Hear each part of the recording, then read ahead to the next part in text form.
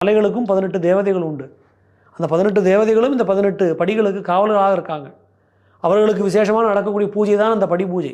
ஆனால் இந்த 18 படிகளுடைய தத்துவம் என்ன அப்படின்னா, இந்த 18 விஷயங்களையும் கடந்து எவன் இருக்கிறானோ அவன் அங்கே மேலே அமர்ந்திருக்கிறான் அப்படின்னு பொருள். சபரிமலைக்கு நம்ம போகும்போது இந்த தத்துவங்களெல்லாம் உணர்ந்து நம்ம சபரிமலை யாத்திரையை மேற்கொள்ளணும். 18 படி ஏறும்போது 18 படிகளுக்கு 2 பக்கமும் வெளியே கருத்த சுவாமியும் கருப்ப சுவாமியும் இருந்து பக்தர்களை வழிநடத்துகிறார்கள். அதனால தான் வீட்டில் நம்ம கிளம்பும்போது இருமுடி கட்டி கிளம்பும் போதே ஒரு தேங்காயை உடைக்கணும். அந்த தேங்காயை உடைக்கும் போது என்ன ஆகும் அப்படின்னா, பகவானுடைய பரிவார கணங்கள் எவன் மலைக்கு கிளம்புகிறானோ அவனையும் அவனுடைய குடும்பத்தாரையும் பாதுகாக்கக்கூடிய பொறுப்பை ஏற்றுக்கொள்கிறார்கள். அதுக்கப்புறம் பெரிய பாதையில் வந்து புறப்படும் போது எருமேலியில் தேங்காய் உடைக்கிறோம்.